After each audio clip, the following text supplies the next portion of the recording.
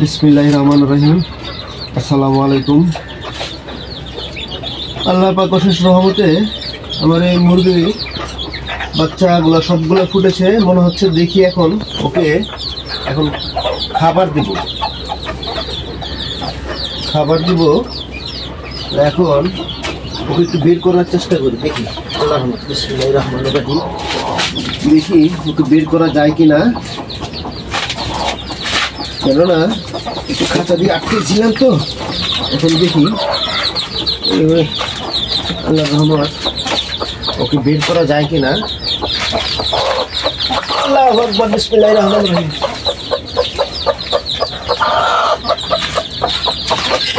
এখন আল্লাহ পাক সুস্থ রাখছে ইনশাআল্লাহ। বিসমিল্লাহির রহমানির রহিম।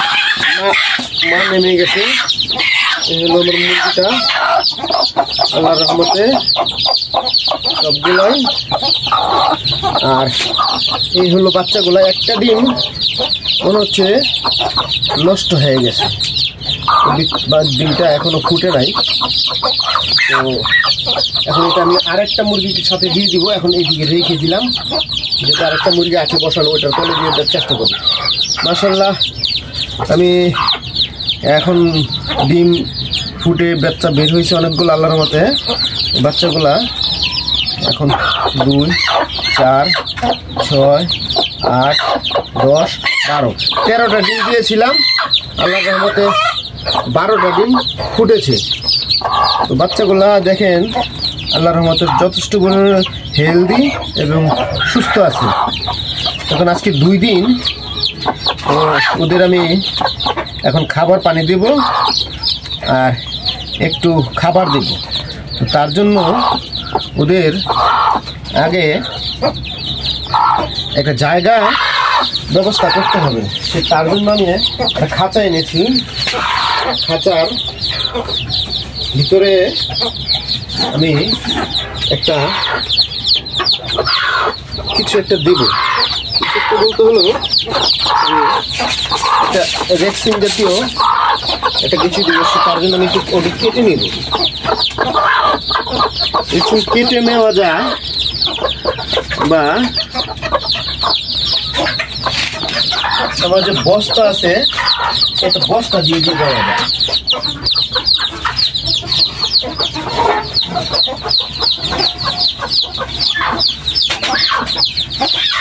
ওই বস্তাটাকে যেভাবে দিয়ে দেই তাহলে খাবারটা নিচে পড়বে না,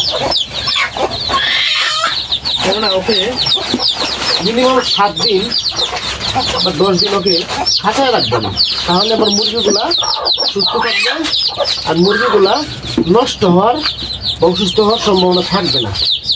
এখানে আমি মুরগিটাকে ভিতরে ছেড়ে দিলাম। তারপরে একে একে একে একে আমি বাচ্চাগুলা দিয়ে দিব। বাচ্চাগুলা দিয়ে দিব এক এক করে। বিসমিল্লাহির রহমানির রহিম। দেখেন এর ভিতরে আমার গলা ছিলা হয়েছে 1টা, 2টা, 3টা,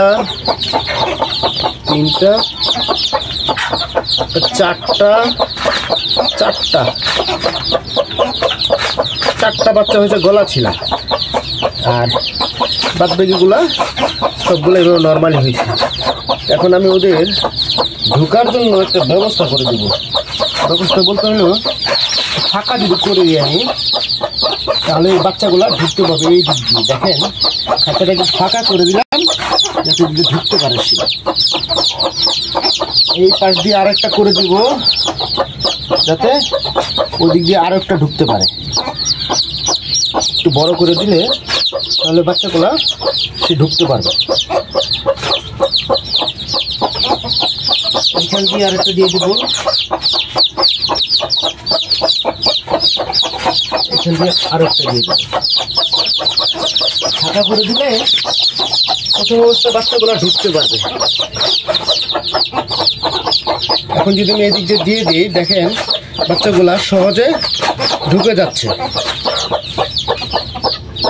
দেখেন বাচ্চাগুলো সহজে ঢুকে যাচ্ছে। এক এক করে। দেখেন ঢুকে যাচ্ছে, দেখছেন? এখন দেখে দিয়ে দেখেন ঢুকে যাচ্ছে। বাচ্চাগুলা। তো ওদের রাস্তাটা যদি করে দেই তাহলে সহজে ঢুকতে পারবে, সহজে বের হতে পারবে। কেননা ওই দেখেন বাচ্চাগুলো ঢুকে যাচ্ছে।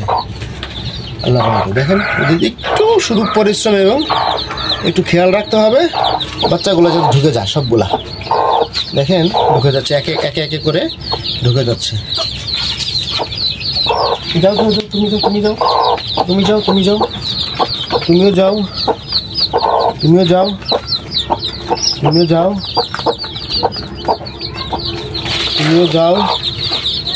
হ্যাঁ, এখন দেখেন এভাবে দিয়ে দিলাম যাতে ঢুকতে পারে এবং খেয়াল করে ওরা যাতে ইয়া করে।